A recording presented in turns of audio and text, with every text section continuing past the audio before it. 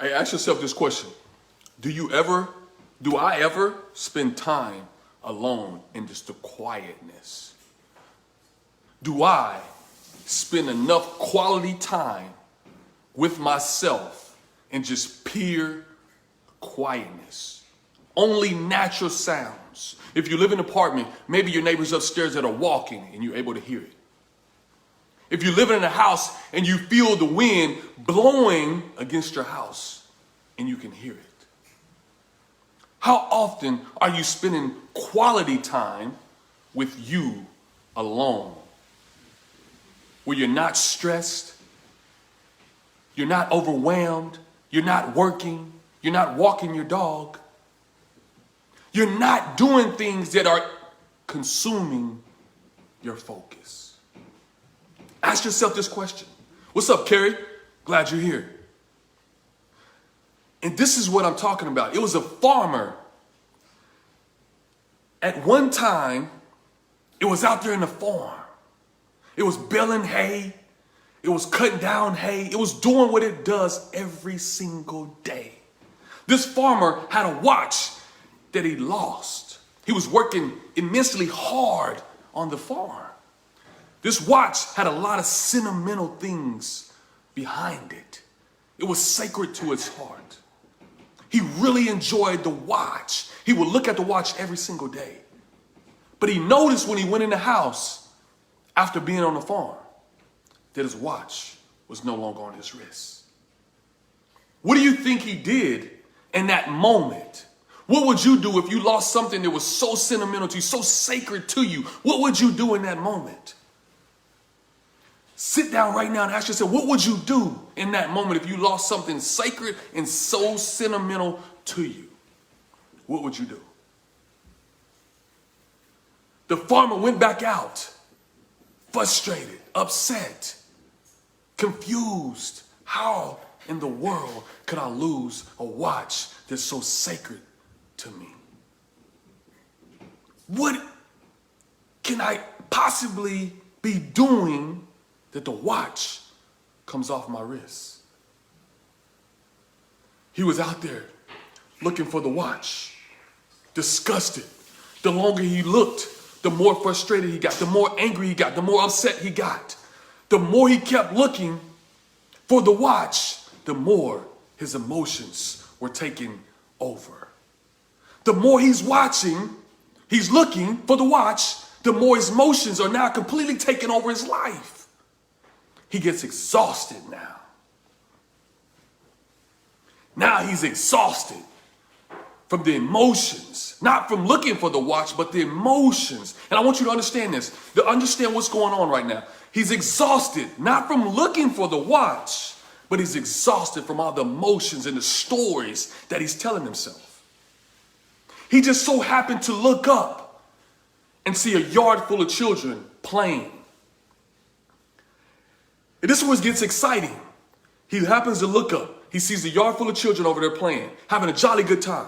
He calls the children over. He said, hey, I just lost my watch. Whoever finds it, there is a reward. And what do you think the children did?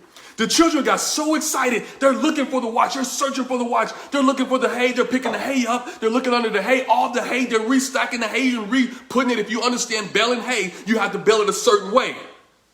If you understand this, it has to be baled a certain way for it to fit in the barn. And they were taking it all down. They were looking for it. They were going crazy because they were so excited that they were about to get an award if they find this watch.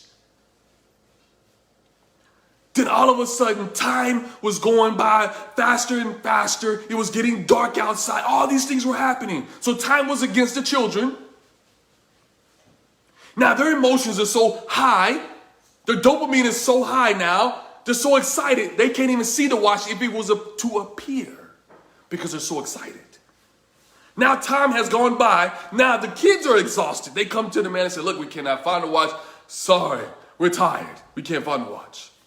But it was one kid. One kid came back to the man and said, sir, I just want one more chance to find the watch. The farmer, he looked at the guy, he looked at the kid, he said, oh my God, this kid looks really genuine, he looks really honest, he looks truthful, he looks really like he wants to find the watch. So the farmer gave him an opportunity to go back and find the watch one more time. A couple minutes go past, 5 minutes go past, I think 10 minutes has passed. The little kid comes back with the watch. Sir, is this your watch? The farmer was like really emotional in tears. Yes, that's my watch. Thank you so much. But he asked the kid, out of all those children I failed to find this watch. What was the trick and how did you find my watch? I want you to understand this. What the kid told the farmer. The kid told the farmer, I didn't do anything, sir. Oh, this is profound. The kid said, I didn't do anything.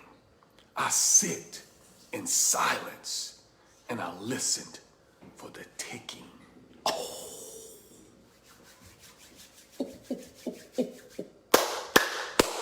Woo! I don't know if you heard that. The kid said, I didn't do anything, sir. I sit in silence and I listened for the ticking. And once I listened for the ticking, it led me in the direction of where the watch was at. How many times do you sit down in silence? Or is your mind always going? Are you always moving? When you lose something, you always frick it. You always out of control, frick it. I don't know if that's a word. I would just say shucks it, or you frick it, or you shucks it, or whatever. That's what I would say. I would just, shucks it. But what do you do when you lose something? What do you do when you're in traffic? What do you do when you go to that airport counter and that desk counter? What do you do? Are you completely out of your mind? Are you completely out of control? Your emotions are taking over. Now you're exhausted from the emotions. You're not exhausted from losing whatever you lost, searching for it. You're not exhausted from the traffic. You're exhausted from your emotions that has taken over. You're exhausted from the stories that you're telling yourself, the stories that you have created. That little boy said, I didn't do anything. I sit in silence and listened for the ticking. What are you going to do next time? Did you get in traffic? The next time you lose something, the next time your emotions start to take over, will you come back home to yourself and listen for what's next that is in store for you? Or will you be in chaos? Will you create these stories and allow your emotions to take over? The little boy said, I did nothing but sit in silence, and I listened for the ticking. How often do you listen? How often are you in silence? Ask yourself these questions. Are you ready to completely be in control over your emotions? Are you ready to take your life back from the jaws of defeat? Are you ready to walk with your shoulders back and walk in the presence and the power that you possess inside of you? Are you ready to live a life full of abundance, joy, peace, and prosperity?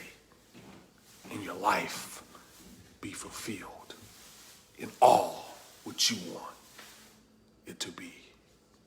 If you said yes to any of that, now is your opportunity.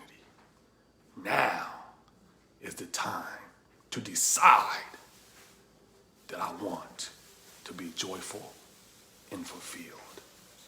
If you feel called now, send me a message and join me in my 3 spots that are available now for one-on-one coaching with me.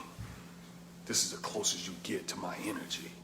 This is the closest you get to transformation. This is as close as you get to healing. This is as close as you can possibly get to be in the mix with me one-on-one. I'm ready. 3 spots available and they're open. Let's go. we say, ah, shucks.